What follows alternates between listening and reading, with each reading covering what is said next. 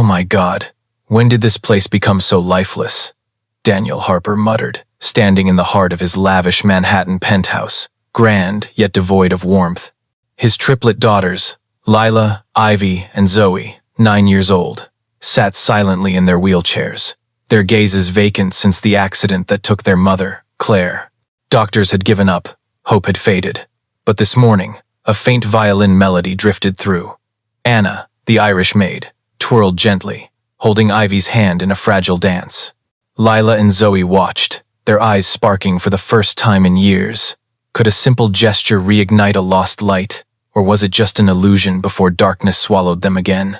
Early morning sunlight slipped through the towering glass windows, casting cold streaks across the marble floor of the Manhattan penthouse.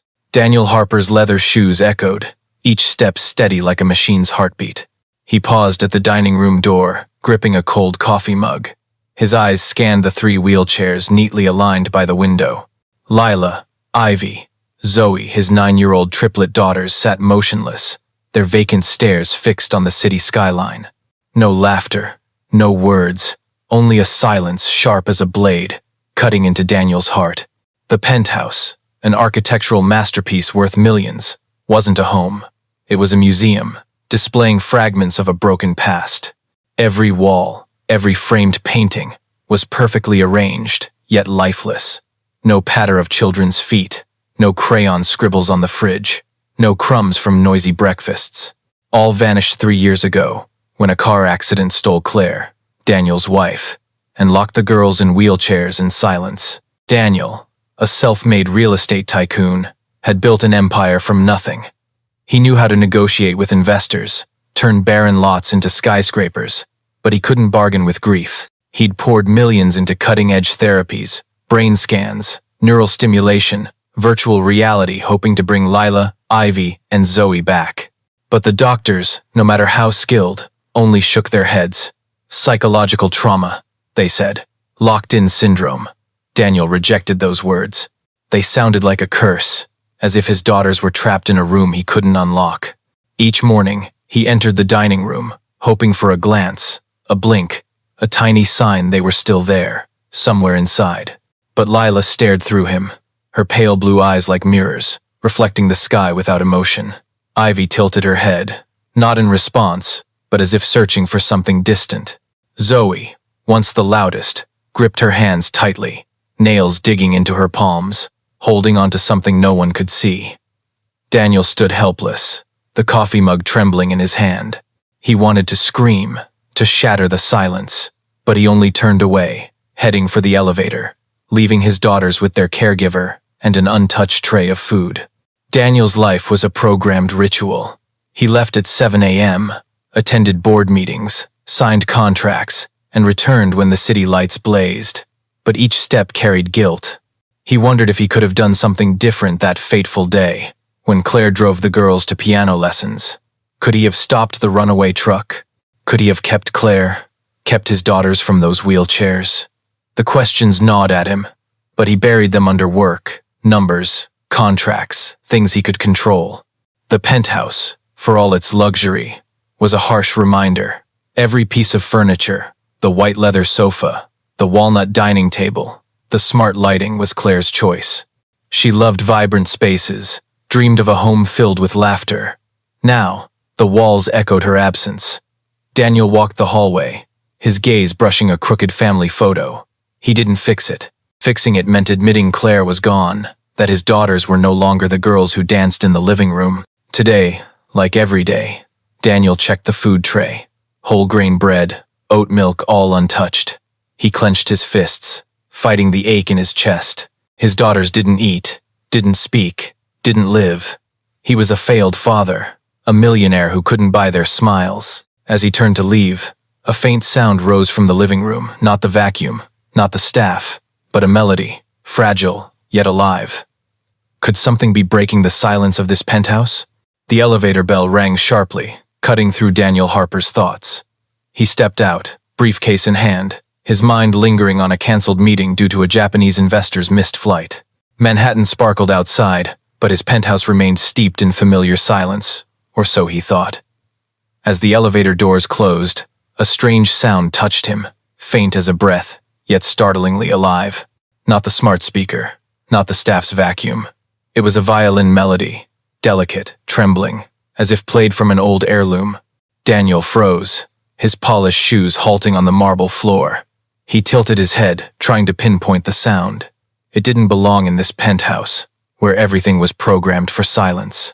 The melody drew him toward the living room, each step cautious, as if afraid to break something. Morning light poured through the windows, casting soft golden streaks on the floor, dancing to the music's rhythm. His heart beat faster, not from fear, but from a strange sensation, as if the house was whispering something he wasn't ready to hear. Then he saw them. Anna, the new maid with pale red hair loosely tied, glided across the floor, barefoot, her simple cotton dress swaying. She wasn't alone. Her right hand held Lila's, guiding her in a delicate twirl, as if they were floating on an invisible breeze. Lila, in her wheelchair, her small hands trembling, but her eyes, God, her eyes were no longer empty. They followed Anna, focused, alive, as if for the first time in 3 years, Lila was truly present. Ivy and Zoe, nearby, leaned forward, eyes wide, lips twitching as if trying to catch the melody. Daniel stood frozen, his breath caught. He wanted to rush forward, to shout, but his feet felt nailed to the floor. The room glowed, not just from the sunlight, but from something fragile, almost sacred. Anna didn't notice him. She kept twirling, her movements gentle yet precise, like a dancer needing no stage. The violin, from an old record player Daniel didn't recall owning, swelled, each note a thread pulling the girls from darkness. Ivy blinked slowly, once, then twice, as if responding. Zoe, who'd screamed for her mother nightly after the accident, tilted her head, hands gripping her wheelchair, not in pain, but as if trying to join the rhythm. The sight pierced Daniel's chest, sharp yet warm. He remembered Claire, how she'd scoop the girls up, twirling them in the kitchen, singing Irish folk songs passed down from her mother. Those days were gone, buried under the accident's ashes. But Anna, the maid he barely noticed, was reviving something. Not Claire, not exactly, but a spark, a rhythm he thought was dead. He gripped his briefcase, nails digging into his palms, fighting a mix of pain and hope. Anna stopped as the melody slowed, gently placing Lila's hand back on her wheelchair, as if returning a precious object. She turned, catching Daniel's gaze. No surprise, no apology, just a slight nod, as if she knew he'd come. Daniel opened his mouth, but no words came. He wanted to ask what gave her the right, what she'd done, but Lila's eyes that truly saw, silenced him. Anna hummed softly, gathering her cleaning supplies, as if the dance was just part of her job. Daniel stood, his mind reeling. This was the first time he'd seen his daughters alive, even if just for a moment. But who was Anna to touch his family's pain? She wasn't a doctor, not a therapist, just a cleaner. Yet she'd done what millions of dollars couldn't. He stepped back, his shadow on the glass, a man caught between control and longing. Was this dance the start of a miracle, or just a new wound opening? A ray of sunlight cut through the living room, illuminating dust motes like tiny dancers in the air. Daniel Harper stood at the threshold, his briefcase slipping from his hand, hitting the marble floor with a dry thud. The image of Anna twirling with Lila lingered, his daughter's small, usually still hands trembling to the rhythm. Ivy and Zoe, once lost in silence, had leaned forward, their eyes sparkling like forgotten stars. But that moment, beautiful yet painful, stirred a storm in Daniel's heart. He stepped back, leaning against the cold wall, his breath heavy. Anna, with her pale red hair and slight frame, had no right to do this. She was a cleaner, hired to dust, to organize, to keep the Manhattan penthouse pristine as a painting. She had no degrees, no therapy certifications, no business touching his daughters, let alone pulling them into a dance. But Lila's eyes that truly saw, truly present, had stunned him. He hadn't seen that since Claire, his wife, was alive, singing Irish folk songs and twirling the girls in her arms. Memories of Claire flooded back, sharp as a cut.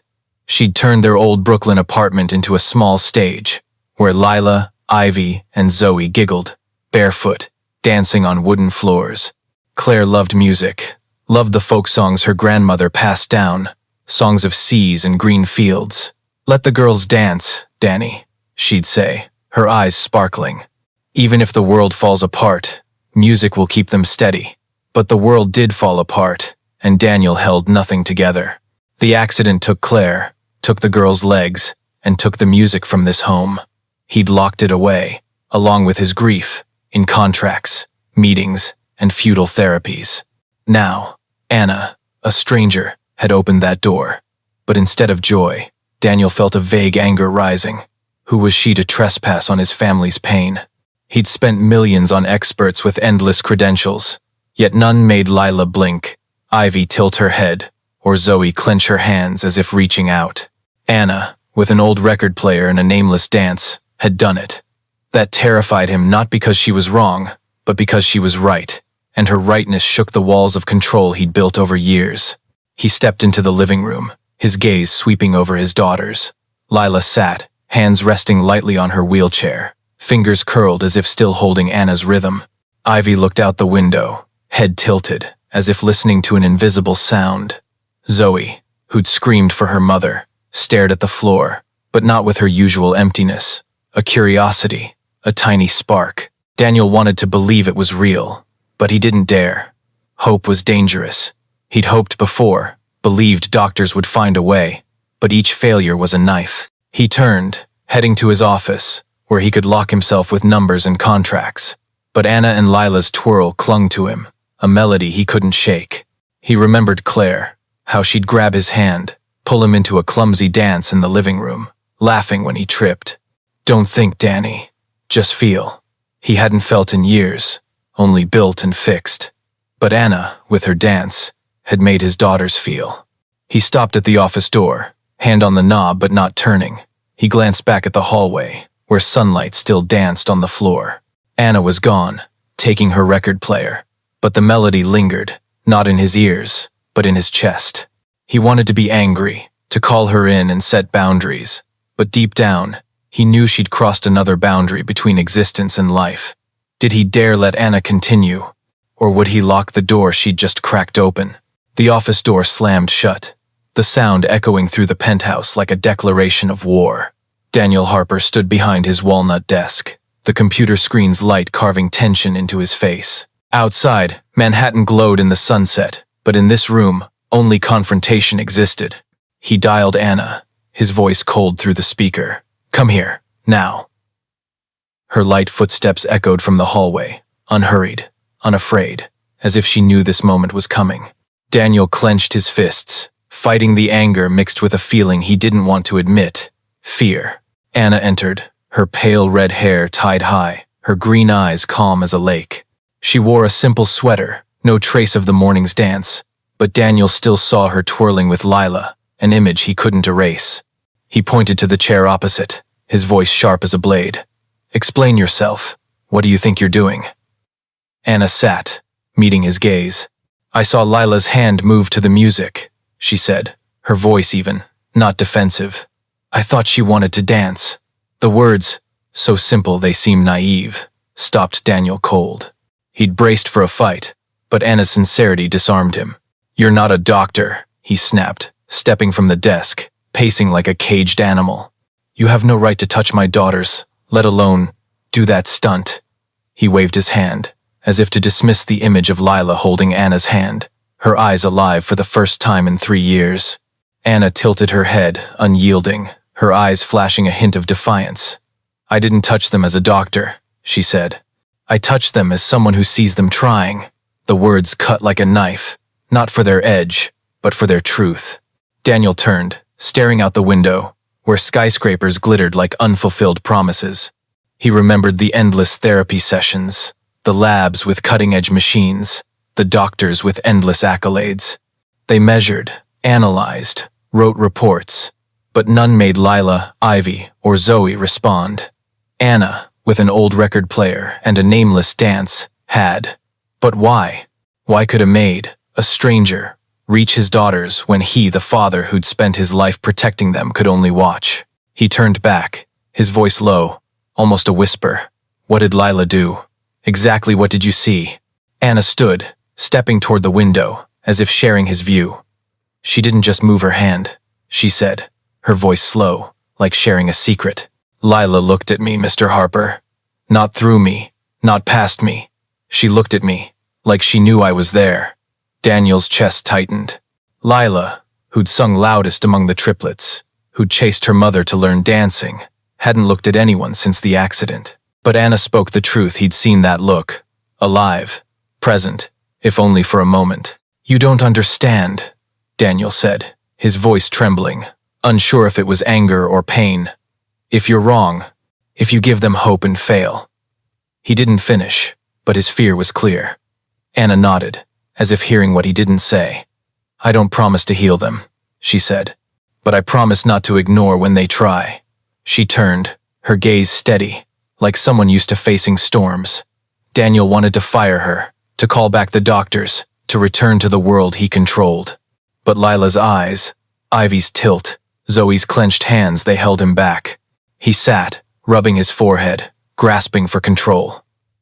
Anna didn't apologize, didn't explain further. She stood there, like a small lamp in a darkening room. Daniel looked at her, truly looked for the first time. Not a maid, not a stranger, but someone who saw what he couldn't. But who was she, and why was she doing this? He wanted to ask, but a bigger question loomed. Did he dare let Anna continue to step through the door she'd opened? Night fell over Manhattan, the skyscraper's lights twinkling like trapped stars.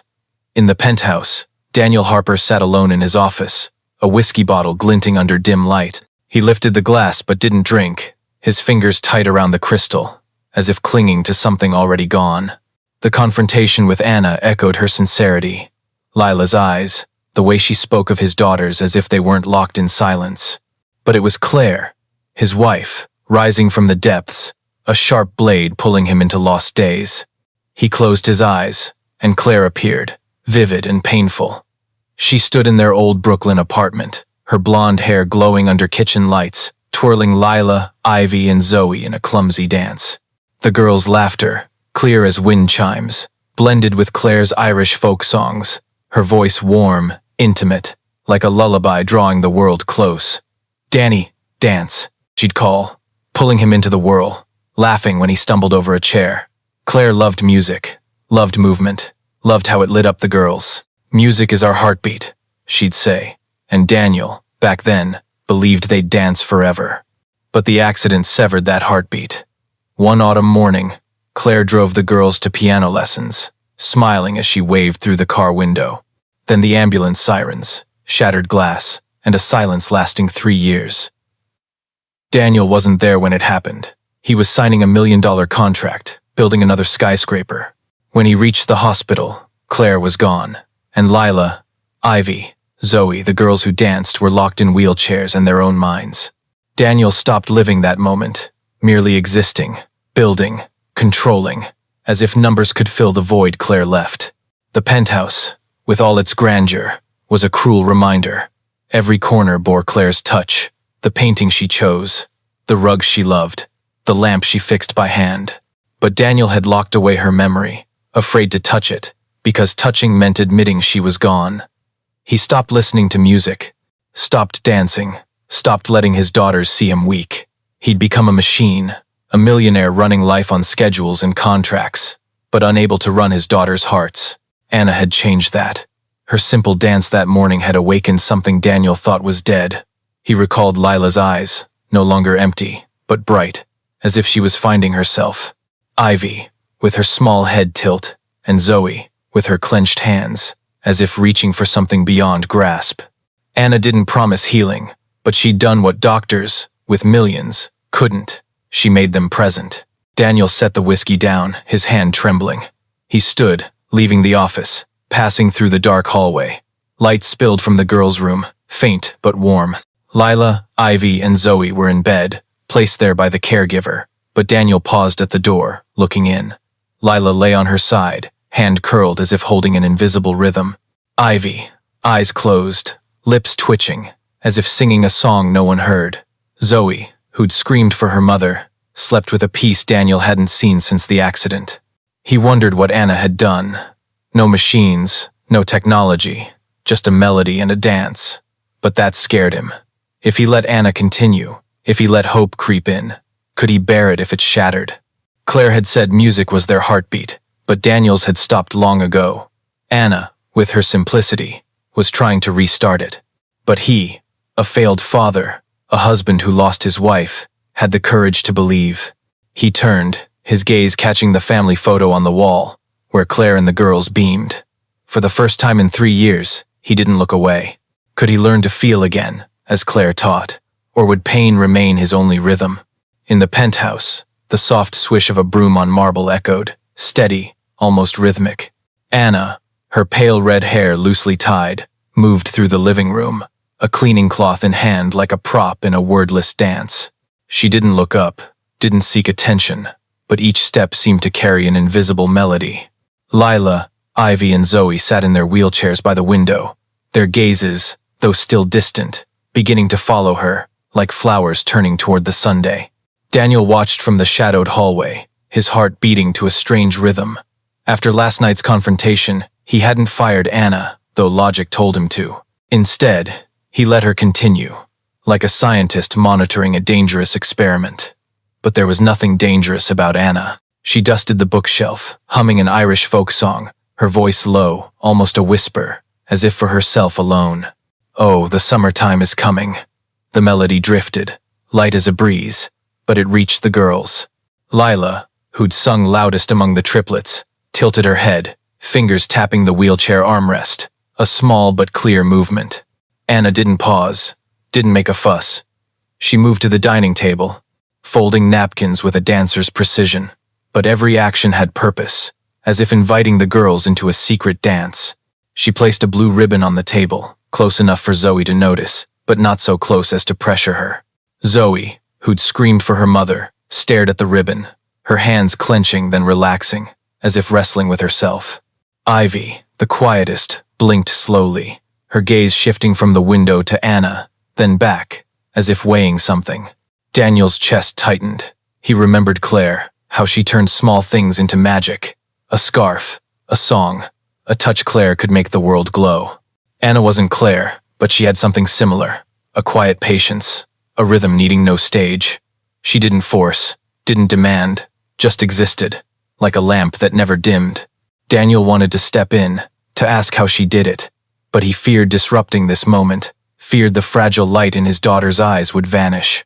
Anna moved to the window, gently pulling the curtains, letting light flood in, bathing the girls' faces. She hummed on, switching to a slower, sadder song, like a lullaby from Ireland's hills. And the wild mountain time. Her voice was a thread, pulling the girls closer, even just a bit. Lila tapped faster, her rhythm matching the melody, if only for seconds.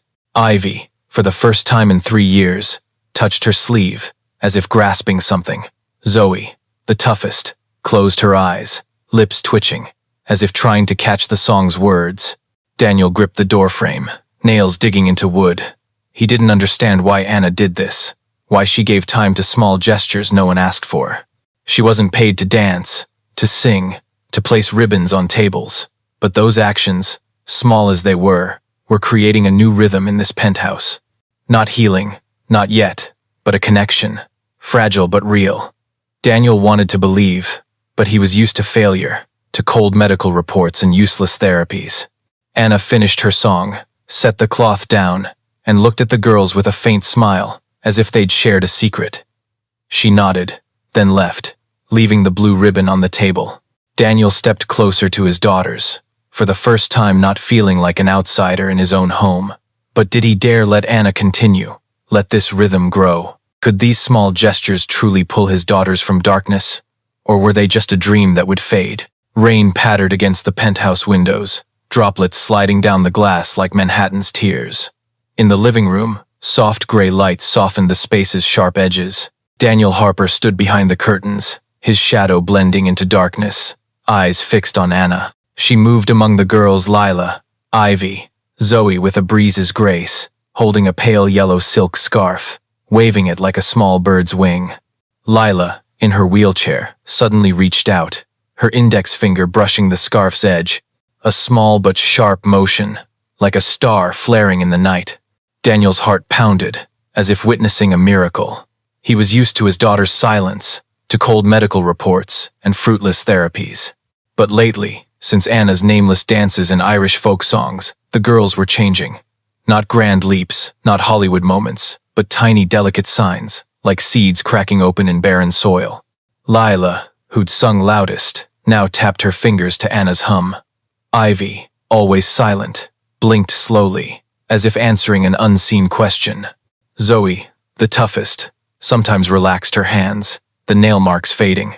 Anna did nothing grand. She dusted, folded napkins, but each action carried a rhythm, as if weaving a wordless song. Today, she placed a small brass bell on the table near Ivy. It chimed when she brushed it, and Ivy, for the first time in 3 years, tilted her head, lips twitching as if mimicking. Anna didn't pause, didn't praise, just smiled faintly, as if it was the most natural thing. "It's raining today," she said, her voice like a song, "but music doesn't need Sunday."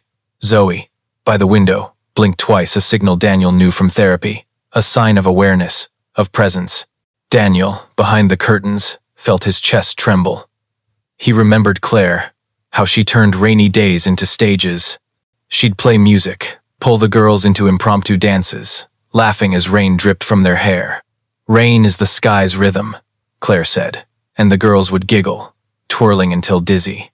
Daniel had locked those memories away, too painful to touch. But Anna, with her silk scarf and brass bell, was opening that door. He wanted to believe, but doubt clung like shadow. Anna wasn't a doctor. She had no plan, no scientific proof.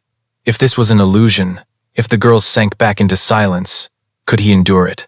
He stepped from the shadows, unnoticed by Anna or the girls.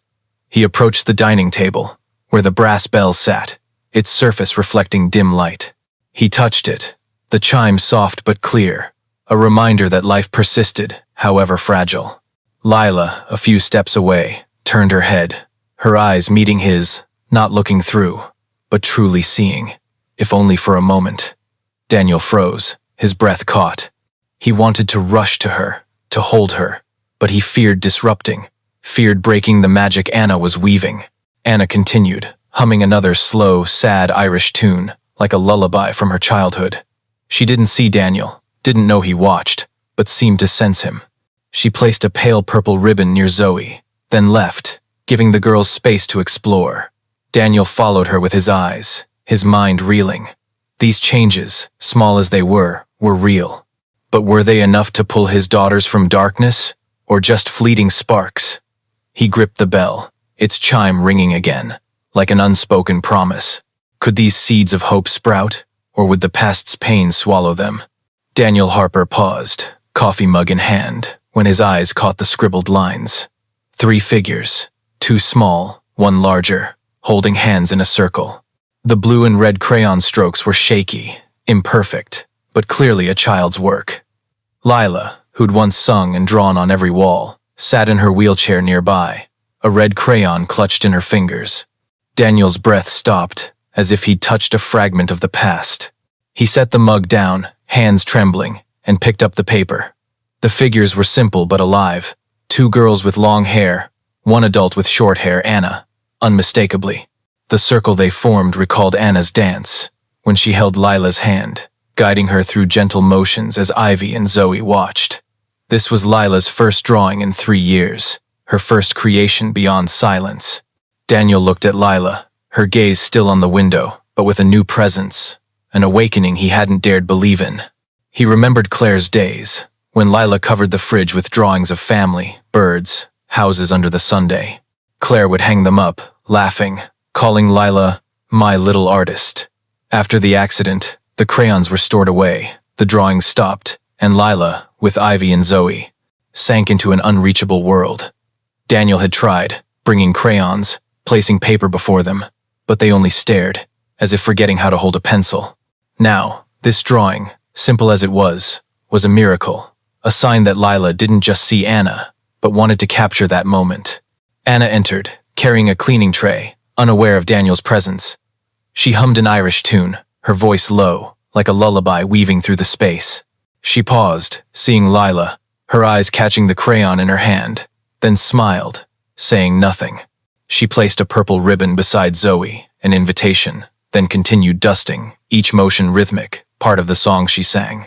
Ivy, nearby, touched her wheelchair's edge, fingers moving as if catching the rhythm. Zoe, the toughest, stared at the ribbon, her eyes no longer empty, as if weighing something. Daniel gripped the drawing, palms sweaty. He wanted to rush to Lila, to ask what she drew, what she felt, but he feared disrupting. He feared this moment, like every hope before, would vanish if he touched it. He looked at Anna, moving with a breeze's calm, as if unaware she was changing everything. But Lila's drawing was proof, not just a scribble, but a thread of connection, a sign his daughters were finding their way back to the world. He stepped closer to Lila, crouching beside her wheelchair, careful not to touch. "Did you draw this, sweetheart?" he whispered, voice trembling. Lila didn't answer, but her eyes flicked to him, lingering a second, as if she heard. Daniel's chest tightened, pain and hope intertwined. He looked at Ivy and Zoe, seeing small but clear changes. Ivy blinking slowly, Zoe clutching Anna's ribbon. Anna, from afar, hummed on, as if unaware of the seeds she'd planted. Daniel held the drawing close, not folding it, not tucking it away. It was too fragile, too precious. But with hope, a new fear rose. If Anna continued, if his daughters opened up, what would happen if it all collapsed? He'd lost Claire, lost his family once. He wasn't sure he could survive another loss. But Lila's drawing, with its shaky lines, whispered that his daughters were still there, waiting. Could these signs pull them from darkness, or were they fragments of an impossible dream? A small brass bell chimed, not from the smart speaker, but from a tiny bell Anna hung on a bright red ribbon. She stood in the living room, a blue silk scarf draped over her shoulder, shimmering like a small river. Lila, Ivy, and Zoe, in their wheelchairs, followed her with eyes not empty, but curious, as if waiting for something. Daniel, behind the glass door to the therapy room, felt his heart race, as if stepping into a world not his own. Anna didn't know Daniel watched. She moved with a dancer's grace, unshowy, each step an invitation. "Shall we try a game today?" she said, her voice warm, not pushing. She waved the scarf, letting it glide through the air, forming soft arcs. Lila, who'd drawn the three figures, reached out, fingers brushing the scarf's edge, pulling it gently, as if afraid it would vanish. Ivy, always silent, blinked slowly, her gaze locked on the scarf, as if memorizing its motion. Zoe, the toughest, gripped her wheelchair, but her eyes stayed on Anna, as if wrestling with herself to join. Ellen, the therapist Daniel paid 6 figures, stood nearby, clipboard in hand but unwritten on. She watched Anna, brow furrowed, unsure whether to intervene or let it continue. Anna ignored Ellen's hesitation. She knelt before Lila, placing the scarf in her hand, guiding her to trace a small circle in the air. "Like ocean waves," Anna whispered, her voice a lullaby. Lila, hands trembling, followed, the scarf flowing, and for the first time, a smile flickered on her lips, small, fragile, but real. Daniel, behind the glass, felt his breath catch. He remembered Claire, how she'd used scarves to play with the girls, turning them into sea princesses on rainy days. Lila would laugh, wrapping the scarf like a cloak. Now, Lila's smile, though fleeting, was a knife both painful and sweet. Ivy, beside her, reached out, fingers brushing the scarf Lila held, as if wanting to join. Zoe, though unmoving, blinked twice, a clear signal, a sign of awareness Ellen called rare. Daniel gripped the doorframe, nails digging into wood, fighting the urge to run in, to hold his daughters. Anna stood, keeping the rhythm, humming a slow Irish tune, like a lullaby from distant hills. She waved the scarf again, letting it glide near Zoe, close but not touching, a wordless invitation. Zoe didn't take it, but her eyes brightened, as if weighing, as if battling her own silent walls. Ellen, finally, set her clipboard down, her gaze shifting from doubt to curiosity. "Keep going," she said, voice low, barely audible. Anna nodded, not looking at Ellen, as if she knew exactly what she was doing. Daniel's chest trembled, not with anger, but with something he hadn't named: hope. Anna wasn't healing his daughters, not yet, but she was doing what he and the doctors couldn't, making them present. The silk scarf, the brass bell, the hummed melody, they were fragile threads, pulling Lila, Ivy, and Zoe from darkness. But Daniel knew, deep down, those threads could snap.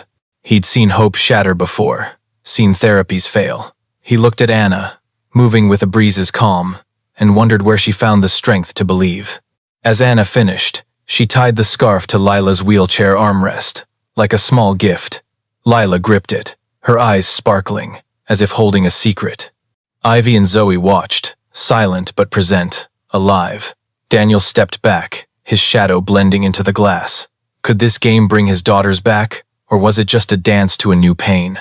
A faint breeze slipped through the penthouse's cracked window, fluttering the blue silk scarf on Lila's wheelchair armrest, like a small flag signaling something coming. Afternoon light bathed the living room, gilding the space's sharp edges. Anna knelt before Lila, tying a purple ribbon around her wrist, her movements slow, like gifting something precious. Lila, her eyes brighter than ever, looked at Anna, lips twitching. Then, in a moment sudden as lightning, a small, hoarse sound escaped. Anna. The first word in 3 years of silence. The room froze, bathed in golden orange light. Daniel, behind the glass door, felt the floor collapse beneath him. He gripped the frame, nails sinking into wood, his breath caught. Anna. The word echoed in his mind, sweet and sharp. Lila, who'd sung with her mother, who'd called Daddy each morning, now spoke a stranger's name. Ivy and Zoe, nearby, turned their heads, eyes wide, as if shocked by the sound. Ivy blinked faster, her hands trembling. Zoe, the toughest, gripped her wheelchair, her gaze flickering between Anna and Lila, as if trying to understand what happened. Anna didn't jump, didn't cheer. She nodded, a slight nod, as if Anna was expected. She held Lila's hand, not pushing, not urging, just smiling, her eyes shimmering like a lake under Sunday. "Good job, Lila," she whispered, her voice low, blending into the air. Daniel, still behind glass, felt a wave of emotions, hope, pain, jealousy, all tangled. He stepped into the room, unable to stop himself, kneeling before Lila. "Lila, sweetheart, say it again," he said, voice trembling, almost pleading. "Say Daddy." But Lila only looked at him, her eyes bright but distant, then turned to Anna, as if she could only speak to the one who'd pulled her from darkness. Daniel's heart broke. He'd spent millions on doctors, therapies, cutting-edge machines, but none made Lila speak. Anna, with her silk scarf and Irish melodies, had. But why Anna? Why not Daddy? He remembered Claire, how she taught the girls his name, how she laughed when Lila, Ivy, and Zoe ran to hug him after work. Those moments were stolen by the accident, and now Anna, a maid he barely noticed, was taking his place in their hearts. He stood, stepping back, his gaze sweeping over Ivy and Zoe. Ivy, always silent, twitched her lips, as if trying to mimic Lila, though no sound came. Zoe, who'd screamed for her mother, blinked twice, a clear signal of presence. Daniel wanted to believe this was a beginning, that Lila's Anna was a door opening, but pain clung to him. He'd done everything, built an empire, hired experts, kept the penthouse pristine as a promise to Claire, but he couldn't make them speak, couldn't make them see him as they saw Anna. Anna stood, tying a ribbon to Zoe's wheelchair armrest, another invitation. She hummed a slow Irish tune, like a lullaby from Ireland's fields, and Zoe's eyes brightened, if only a little. Daniel looked at her, the simple woman with pale red hair, and wondered where she found the strength. She had no degrees, no tools, just small gestures and unyielding faith. But that faith, though strong, scared him. If Lila could speak, if Ivy and Zoe began too, what if it all stopped? He turned, walking to the hallway, Lila's drawing still in his pocket, a reminder of what was changing. But Anna echoed, both miracle and wound. He wanted to hold Lila, to hear her say his name, but he didn't know how. Would Lila's first word open a new path, or remind him he was no longer the one his daughters needed? A cold Manhattan breeze slipped through a cracked window, stirring the silk curtains in the penthouse living room. Anna, her pale red hair loosely tied, knelt by an old wooden chest in the corner, dusting forgotten items. Her hand paused on a yellowed envelope, elegant handwriting reading, "To Danny, from Claire." Tucked between a photo book and an old silk scarf, it was a secret waiting to be unveiled. Anna opened it, her eyes wavering, then stood, striding to Daniel's office. The letter clutched tight, as if it burned. Daniel sat behind his desk, the computer screen's light etching deeper lines on his face, still reeling from Lila's Anna yesterday. He hadn't shaken the mix of hope and pain when she called a stranger's name instead of his. When Anna entered, unannounced, he frowned, ready to snap. But her serious gaze stopped him. "You need to read this," Anna said, placing the letter on the desk, her voice low but firm. Daniel looked at the envelope, Claire's handwriting a knife through time. He picked it up, trembling, feeling like he was touching a piece of himself. He opened the letter, Claire's words vivid as her voice. "Danny, if you're reading this, I'm probably gone. But the girls are still there. Lila, Ivy, Zoe, they're still there, even if you think they're far away. Don't try to fix them, Danny. Don't try to heal them with machines or doctors. Let them feel. Let music, movement, love, pull them back. Believe in them, as I always believed in you." Daniel's chest tightened, his breath choked. Claire had written this when pregnant with the girls, a premonition, a message for a future he wasn't ready to face. He looked at Anna, standing silently, not intruding, but her eyes understanding everything. Claire's letter was a harsh reminder. He'd failed to believe in his daughters. He'd poured millions into therapies, machines, but never let them feel, as Claire had with her dances and songs. Anna, with her small gestures, silk scarves, Irish melodies, ribbons, was doing what Claire wanted. Daniel felt guilt surge, a wave drowning him. He'd locked Claire in memory, locked his daughters in soulless therapies, afraid emotions would break him. Anna stepped out, leaving Daniel with the letter. He heard her humming in the living room, an Irish lullaby, gentle but strong, like a heartbeat. Lila, Ivy, and Zoe sat there, their eyes no longer empty, following Anna. Lila gripped her purple ribbon, fingers tapping to the rhythm. Ivy, always silent, touched her wheelchair's edge, as if joining the melody. Zoe blinked slowly, her eyes bright, as if searching for something in the sound. Daniel stood, letter in hand, and walked to the hallway, watching his daughters from afar. Claire's words echoed, "Let them feel." He recalled Claire pulling him into impromptu dances, when Lila, Ivy, and Zoe giggled, chasing her. He'd stopped dancing, stopped feeling, because the pain was too great. But Anna, with her simplicity, was doing what he didn't dare. She didn't fix the girls, didn't force them, just gave them space to exist, to live. Daniel gripped the letter, the paper thin, as if it might dissolve. He wanted to believe, but fear held him, fear this hope would shatter, as it had before. He looked at Anna, placing a small brass bell near Zoe, its chime soft. Zoe blinked twice, a clear signal. Daniel felt a spark, not just in his daughters, but in himself. But Claire's letter, though a light, was also a burden. It asked him to believe, to let go of control. He wasn't sure he could.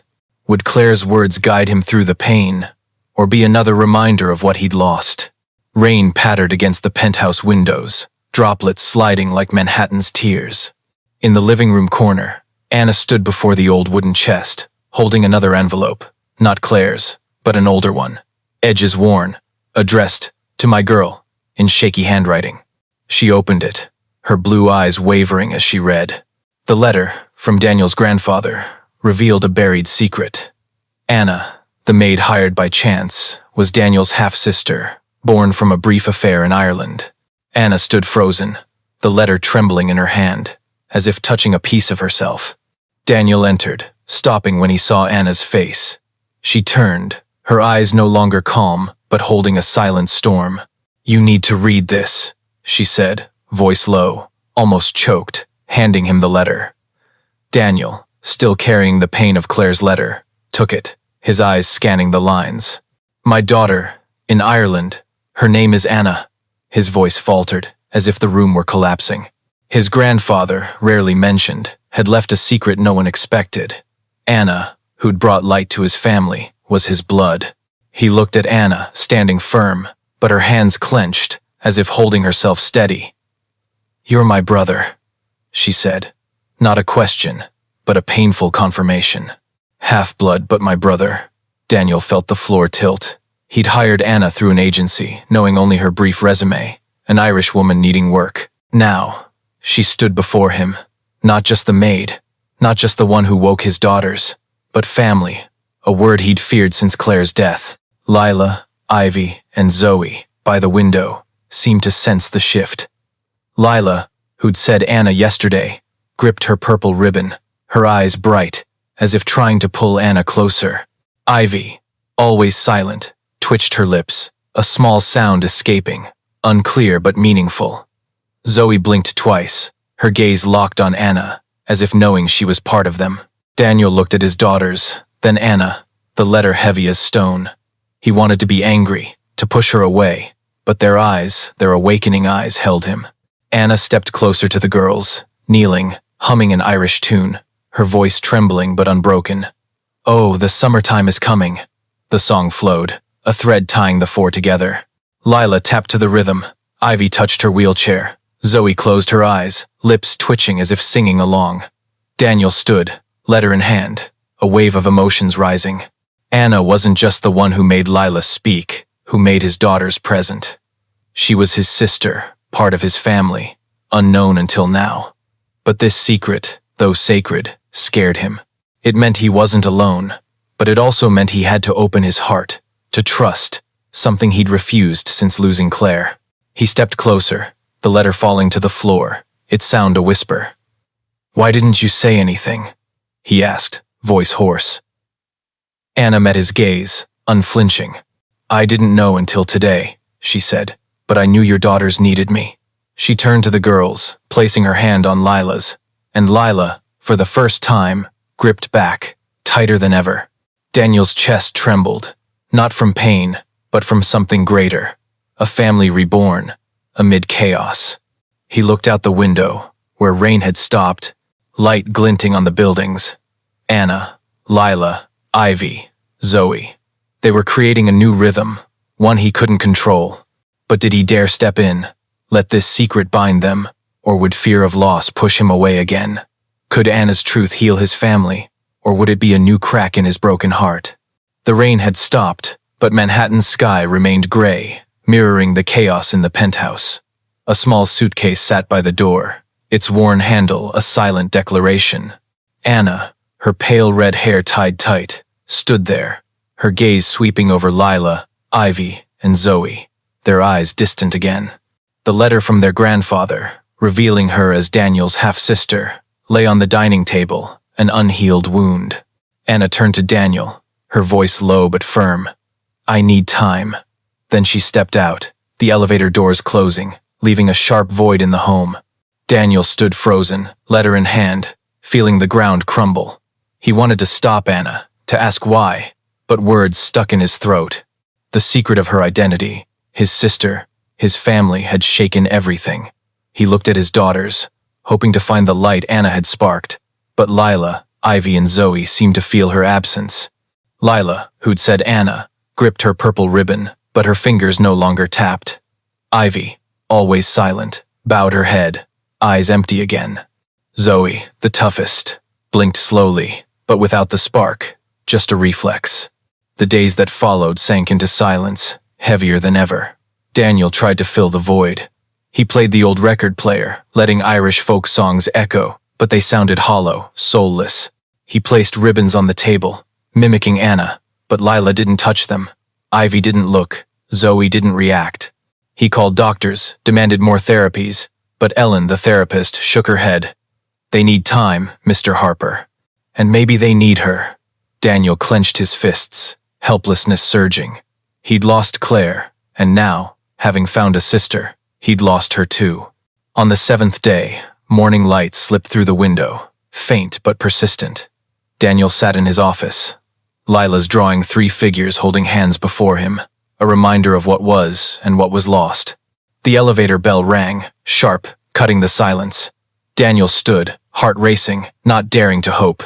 The doors opened, and Anna stepped in, suitcase in hand, her eyes steady. "I couldn't leave the girls," she said, her voice low, a confession. Daniel looked at her, speechless, only nodding, afraid words would break the moment. Anna knelt before Lila, Ivy, and Zoe, placing a bright orange ribbon in Lila's hand. "Shall we start again?" she whispered, humming an Irish tune, her voice trembling but determined. Lila, slowly, gripped the ribbon, fingers tapping, as if Anna's rhythm was pulling her back. Ivy blinked, her eyes brightening, as if welcoming Anna. Zoe, the toughest, twitched her lips, a small sound escaping, unclear but alive. Daniel stood back, his chest trembling, not from pain, but from a new light, a family reborn, amid fragments. Anna stood, meeting Daniel's gaze, her eyes no longer a maid's, but a sister's. "We're family, Mr. Harper," she said, not to convince, but to confirm. Daniel nodded, for the first time not needing to control everything. He remembered Claire's letter, "Let them feel." Anna had done that, not just for the girls, but for him. He stepped closer, placing a hand on Lila's shoulder, and for the first time, she didn't pull away. Ivy and Zoe looked at him, their eyes no longer distant. The penthouse, once a tomb, began to breathe again. Anna hummed on, the Irish melody filling the space, a promise.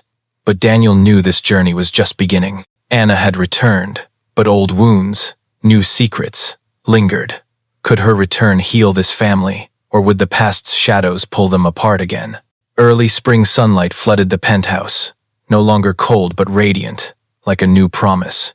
A brass bell chimed, not from an old record player, but from ribbons tied to wheelchairs, glinting in the light. The living room, once a silent tomb, brimmed with sound children's laughter, clapping, and Irish folk melodies filling the air. Lila, Ivy, and Zoe, Daniel Harper's triplet daughters, sat in their wheelchairs, leading a group of disabled children, each holding a ribbon, twirling to the music. Today was the opening of Harmony Haven, the center Daniel and Anna founded, where movement and music bridged locked-in souls. Daniel stood in the corner, no longer a cold millionaire, but a father, a brother, his eyes shining as he watched his daughters. Lila, who'd said Anna months ago, held a purple ribbon, guiding the children in a wheelchair dance, her face glowing with a smile. Ivy, once the quietest, twitched her lips, humming to the melody, her hands tapping her wheelchair like an instrument. Zoe, the toughest, blinked twice, her eyes confident, her orange ribbon soaring like a free bird. Daniel's chest trembled, not from pain, but from a joy he hadn't thought he'd feel again. Anna stood among the children, directing the performance with a breeze's grace. Her pale red hair shimmered, a blue silk scarf over her shoulder, a symbol of this journey. She wasn't just Daniel's half-sister, but Harmony Haven's soul. The idea for the center grew from the days after Anna's return, when she and Daniel realized what helped Lila, Ivy, and Zoe music, movement, presence, could help others. They turned the penthouse into a testing ground, then expanded into a Manhattan community center, where disabled children found their voice through ribbons, melodies, and dances. The crowd, parents, therapists, even reporters, gathered around the makeshift stage, eyes fixed on the girls. A parent wiped tears, a reporter scribbled, a small child shouted in delight as Lila swung her ribbon in a perfect arc. Daniel remembered Claire's letter, "Let them feel." He'd done that, not with money or machines, but by trusting Anna, trusting his daughters, trusting the rhythm Claire left. He looked at Anna, kneeling by a boy, helping him hold a ribbon, and knew she wasn't just his sister, but part of this miracle. Lila led, her wheelchair spinning slowly, her purple ribbon rising, pulling other ribbons along. Ivy and Zoe followed, forming a circle, like Lila's drawing months ago, 3 figures, now a community. Applause erupted, not just from the crowd, but from the children, finding joy in movement. Daniel stepped forward, not to speak, but to stand with his daughters. Lila looked at him, smiled, and for the first time, whispered, "Daddy." The word, small but clear, choked Daniel, his eyes blurring. Anna stood, meeting Daniel's gaze, and they nodded, a silent promise. The penthouse, once a prison of pain, was now a source of life. Harmony Haven wasn't just a center, it was proof that locked-in souls could find light, through small rhythms, through love, through presence. But Daniel knew this journey wasn't over. Lila, Ivy, and Zoe had come far, but new challenges loomed. Could Harmony Haven keep shining for other children, or would old shadows threaten this family again? The Manhattan penthouse, once a cold tomb, now hummed with life's rhythm. Daniel Harper, from a lonely millionaire, found family through Anna, his unexpected sister, and through Lila, Ivy, Zoe, who overcame darkness with ribbons and Irish melodies. Harmony Haven wasn't just a center. It was proof that healing comes not from machines or money, but from presence, from moments when we dare to trust each other. Lila said, "Daddy." Ivy hummed. Zoe blinked, small signs but guiding lights. The lesson here is, don't try to fix broken souls. Let them feel, let them dance, even if only in their hearts. But this story isn't over. Harmony Haven is growing, and Daniel, Anna, the girls will face new challenges. Can they hold this rhythm when old shadows return? What did you think of this journey? Which moment touched you most? Lila's smile, Zoe's eyes, or Anna's return? Share your thoughts in the comments, and let us know if you want a part 2. Don't forget to subscribe to follow more healing stories. Thanks for joining us today, at 9:37 a.m., on the 19th of September 2025. Share this story with loved ones across America. They'll feel hope's rhythm.